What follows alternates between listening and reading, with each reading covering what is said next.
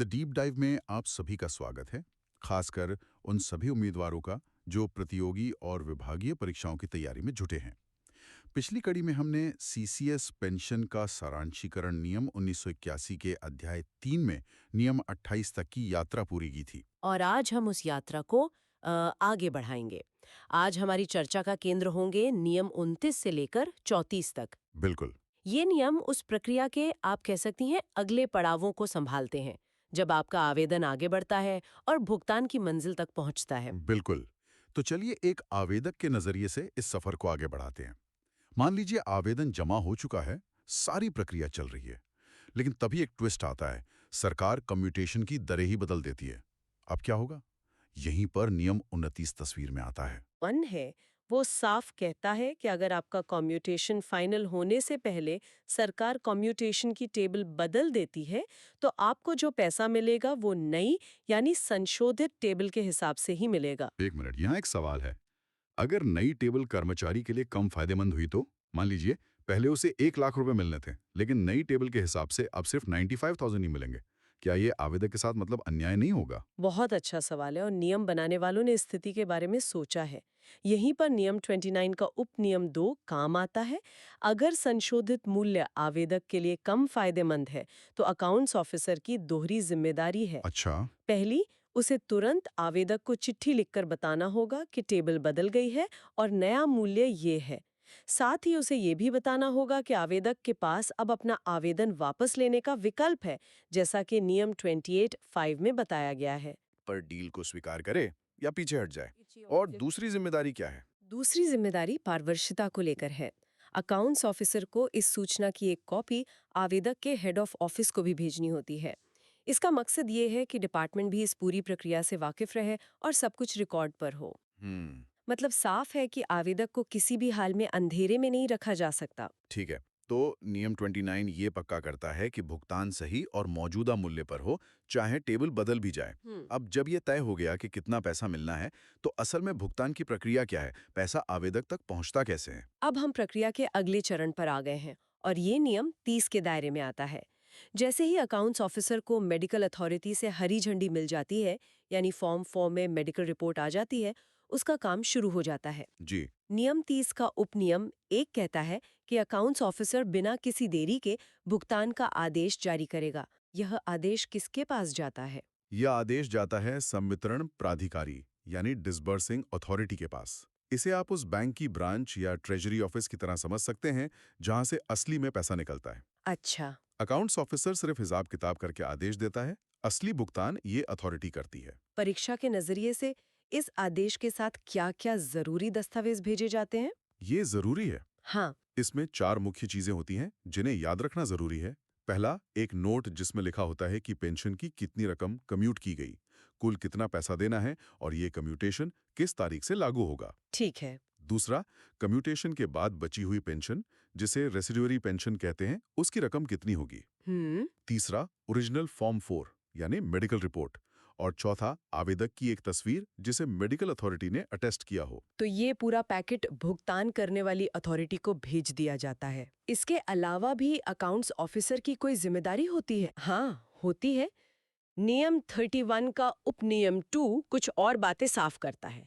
Accounts officer को भुगतान authority को ये भी बताना होता है कि आवेदक की पूरी पेंशन में से कटौती किस तारीख से शुरू होगी। अच्छा। और सबसे जरूरी बात, उसे इस आदेश की एक कॉपी सीधे आवेदक को भी भेजनी होती है, जिसमें लिखा होता है कि आप अपना पैसा फलां फलां अथॉरिटी से ले सकते हैं।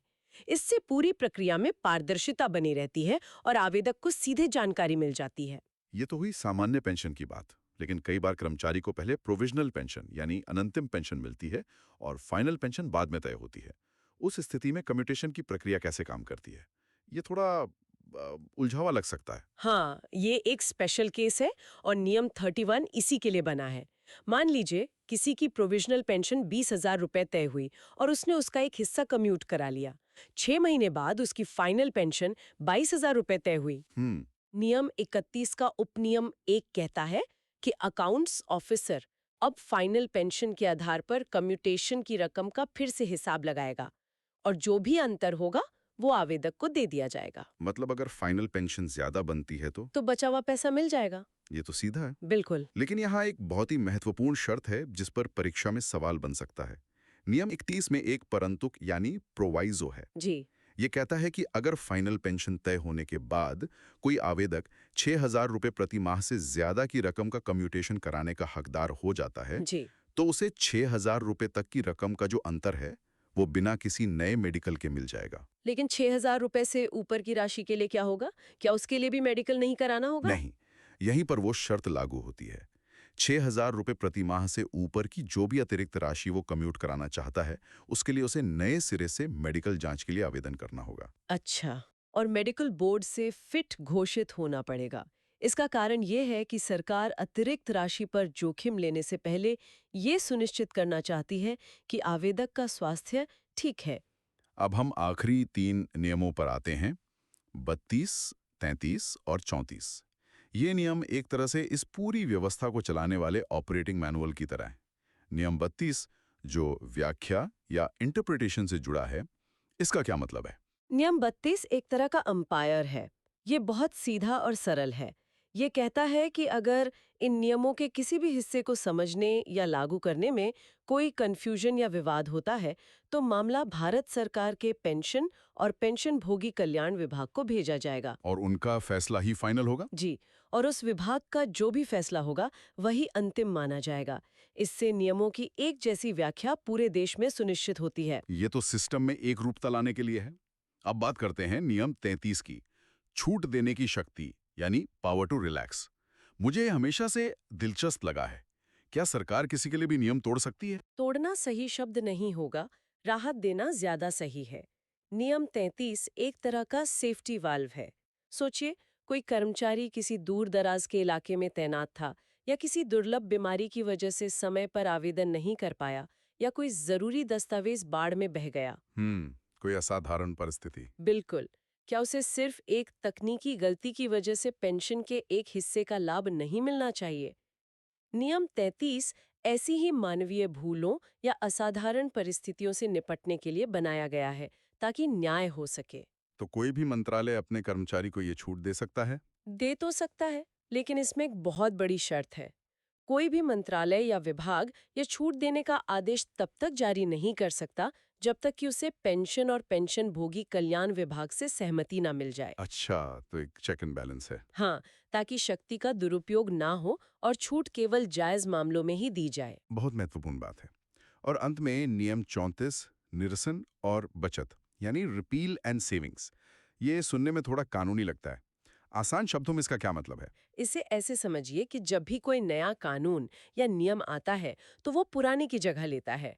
नियम 34 का पहला हिस्सा यानी उपनियम 1 यही कहता है कि 1981 में जब ये नियम लागू हुए तो इनसे पहले जो भी पुराने नियम या आदेश इस विषय पर थे वे सब खत्म हो गए, यानी निरस्त हो गए। और इसका दूसरा हिस्सा जिसे बचत या सेविंग्स क्लॉज कहते हैं, उसका क्या उद्देश्य है? बचत खंड यह सुनिश्चित करता है कि नए नियमों के आने से कोई अफरा तफरी ना मचे। इसका उपनियम 2 बातें कहता है। पहली, जिन लोगों के आवेदन नए नियम आने से पहले से ही पेंडिंग थे, उनके मामलों का निपटारा पुराने नियमों के हिसाब से ही किया जाएगा। ताकि उनके साथ कोई नाइंसाफी ना हो। बिल्कुल। और दूसरी बात, पुराने नियमों के तहत जो भी कार्रवाई हो चुकी है उसे नए नियमों के तहत ही किया गया माना जाएगा। यह एक तरह से सिस्टम को स्मूथ ट्रांजिशन में मदद करता है। ये तो नियमों की बहुत ही व्यावहारिक और गहरी समझ हुई। इस पूरी चर्चा में कई फॉर्म्स का भी जिक्र आया। क्या हम उम्मीदवारों के लिए संक्षेप में उनके उद्देश्य को दोहरा सकते हैं? जरूर। इसे आवेदन की कहानी से जोड़कर देखते हैं। फॉर्म 1 और 1A ये कहानी का पहला पन्ना है। जब आप बिना मेडिकल जांच के कम्यूटेशन के लिए आवेदन करते हैं तो इन फॉर्म्स का इस्तेमाल होता है। ठीक है। फॉर्म 2 ये तब इस्तेमाल होता है जब मेडिकल जांच की जरूरत पड़ती है। हम्म। फॉर्म 3 ये मेडिकल अथॉरिटी का वो पत्र है जो आपको जांच के लिए बुलाता है। अच्छा। फॉर्म 4 ये सबसे महत्वपूर्ण दस्तावेज है, आपकी मेडिकल फिटनेस रिपोर्ट। इसी के आधार पर पैसा मिलता है। और फॉर्म 5 ये नॉमिनेशन फॉर्म है, यानी अगर आवेदक को कुछ हो जाए तो पैसा किससे मिलेगा। आपने शुरू में कम्यूटेशन टेबल की बात की थी। हमारे पास एक बहुत अच्छा व्यवहारिक उदाहरण है कि रिटायरमेंट की उम्र के आधार पर ये मूल्य कैसे बदलता है। ये समझना बहुत जरूरी है। हाँ, ये एक ऐसा बिंदु है जहां अक्सर गलती होती है। मूल्य की गणना हमेशा आपके अगले जन्मदिन पर उम्र के आधार पर की जाती है। उदाहरण के लिए, हिमाचल प्रदेश में रिटायरमेंट की उम्र 58 साल है। जी। तो कर्मचारी 58 साल की उम्र में रिटायर होगा, लेकिन मूल्य उसके अगले यानी 59वें जन्मदिन के हिसाब से लिया जाएगा, जो 8.371 है। और केंद्र सरकार के कर्मचारियों के लिए अलग है क्योंकि उनकी रिटायरमेंट की उम्र अलग है। बिल्कुल, केंद्र सरकार में रिटायरमेंट की उम्र 60 साल है। तो यहाँ कर्मचारी 60 की उम्र में रिटायर होगा और मूल्य उसके अगले यानी 61वें जन्मदिन के हिसाब से चुना जाएगा, जो 8.194 है। ये छोटा सा अंतर सीधे सीधे रिटायरमेंट की उम्र से जुड़ा है और परीक्षा में इस पर आधारित सवाल पूछा जा सकता है। याद रखने वाली बात है, हमेशा अगला जन्मदिन। बिल्कुल। तो आज हमने सीसीएस पेंशन का सारांशीकरण नियम 1981 के नियम 29 से 34 तक की पूरी यात्रा को समझा। हमने देखा कि भुगतान का आदेश कैसे जारी होता है, प्रोविजनल पेंशन के मामले कैसे सुलझाए जाते हैं और सिस्टम को सुचारू रूप से चलाने के लिए व्याख्या, छूट और निरसन जैसे नियम क्यों जरूरी हैं। उम्मीद है कि ये चर्चा परीक्षा की तैयारी कर रहे उम्मीदवारों के लिए बहुत मददगार साबित होगी। हमने कोशिश की है कि नियमों के पीछे का जो तर्क है वो भी समझ में आए, ताकि उन्हें याद रखना आसान हो। अगर हमारे श्रोता किसी विशेष नियम या विषय पर और भी गहरी चर्चा चाहते हैं, तो कृपया हमें कमेंट्स में जरूर बताएं।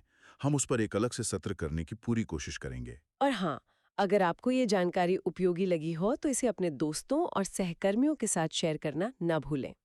इस तरह की और जानकारीपूर्ण चर्चाओं के लिए चैनल को सब्सक्राइब जरूर करें। इतने धैर्य के साथ हमें सुनने के लिए हम आप सभी श्रोताओं की सराहना करते हैं। आप सभी का बहुत बहुत धन्यवाद।